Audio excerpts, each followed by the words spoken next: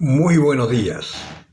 Hoy jueves vamos a meditar sobre el Evangelio de Lucas, el capítulo 5, versículos del 1 al 11. En aquel tiempo estaba Jesús a la orilla del lago Genesaret y la gente se agolpaba sobre él para oír la palabra de Dios. Cuando vio dos barcas que estaban a la orilla del lago. Los pescadores habían bajado de ellas y lavaban las redes. Subiendo a una de las barcas, que era de Simón, le rogó que se alejara un poco de tierra y, sentándose, enseñaba desde la barca a la muchedumbre. Cuando acabó de hablar, dijo a Simón: «Boga mar adentro y echad vuestras redes para pescar». Simón le respondió: «Maestro, hemos estado bregando toda la noche y no hemos pescado nada, pero en tu palabra echaré las redes». Y haciéndolo así, pescaron gran cantidad de peces, de modo que las redes amenazaban romperse. Hicieron señas a los compañeros de la otra barca para que vinieran en su ayuda. Vinieron pues y llenaron tanto las dos barcas que casi se hundían.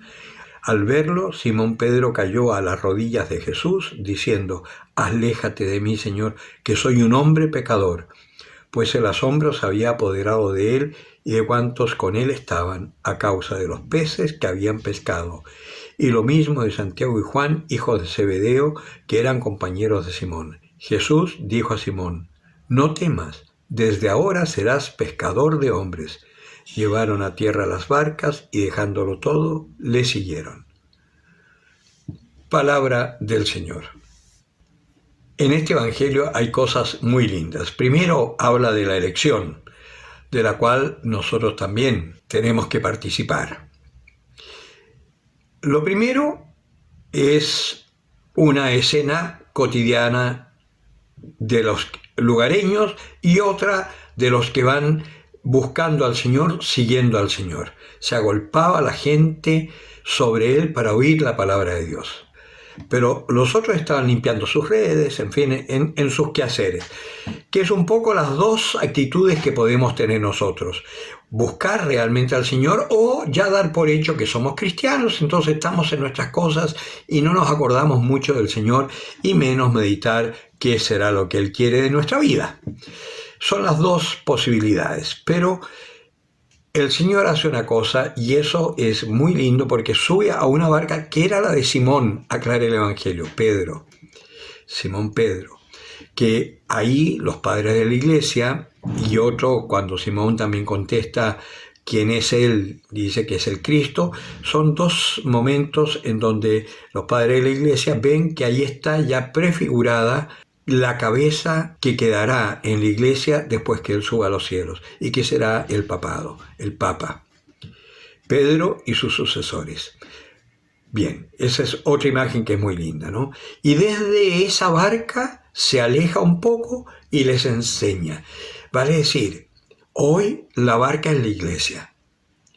Y aunque está un poco alejada aparentemente del mundo, es solamente para tomar distancia y poder observar la realidad e iluminar con la palabra de Dios la realidad que se está viviendo, que hoy hay que estar muy atento y uno no puede estar metido en el mundo, porque si estás metido dentro te ciegas. Es como acercarse mucho a una pared.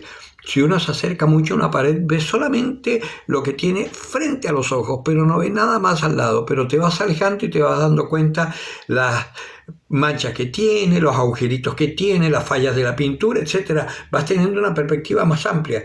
También esto de esta imagen de la barca que se aleja un poco de la orilla es precisamente para tener una visión más amplia y así poder iluminar la realidad, que hoy es muy compleja y que los hombres poco están entendiendo lo que sucede. Entonces la iglesia tiene necesariamente que separarse un poco con su cabeza, que es Pedro, hoy Francisco, para poder iluminar la realidad. Y en esta realidad, cuando se hace el anuncio, la gente escucha y se convierte. Y cuando después de haber terminado le dice a Pedro: «Anda mar adentro», es una imagen que es bellísima, porque es la imagen de ir al mundo. Acuérdense que el mar siempre es sinónimo de muerte. Ir al mundo y a pescar y a sacar peces, cientos, miles, ¿no? Se llenan las barcas de peces al punto de hundirse. Vale decir, Con la predicación nosotros tenemos que ir a ese mundo, a ese caos. Pero después de haber visto y haber tenido la perspectiva de Dios, ir al mundo a anunciar, a rescatar de la muerte a tantos hermanos nuestros que no saben qué hacer de su vida. Y nosotros podemos llevarle una palabra de esperanza, una palabra de vida. Y después, cuando Pedro reconoce y dice, Señor, es que yo soy un pobre, soy un pecador, me cuesta darme cuenta de las cosas. ¿Qué es lo que nos pasa a nosotros? Y sin embargo fue elegido como cabeza de la iglesia. ¿Por qué? Porque no vamos a ser nosotros. Si el Señor dice, tú no temas, por tu boca yo hablaré. Lo importante es que tengamos la disposición para que cuando el Señor nos llame, decirle sí, como María, y partir a donde sea, a anunciar. Y el Señor le dice, Pedro, desde ahora vas a ser pescador de hombres. Es decir, vamos a trabajar para el Señor, porque ese mandato para Pedro es para todos los cristianos, todos los que estamos siendo llamados por el Señor para poder anunciar este amor y continuar con la obra salvífica de Dios que ha querido que seamos nosotros los que la llevemos adelante. Como dice San Pablo, para terminar, llevar a cabo lo que falta de la redención del Señor. Y no es que el Señor no haya hecho toda la redención. Lo que pasa es que en esta generación tienen que haber Cristos vivos, que somos nosotros, para anunciar esa buena noticia.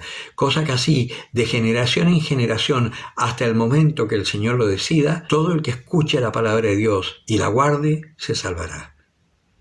Y esa es nuestra misión, porque ese es el deseo profundo de Dios, que no se pierda ninguna de las criaturas que Él ha creado, y que podamos todos llegar a esa vida inmortal para la cual fuimos creados.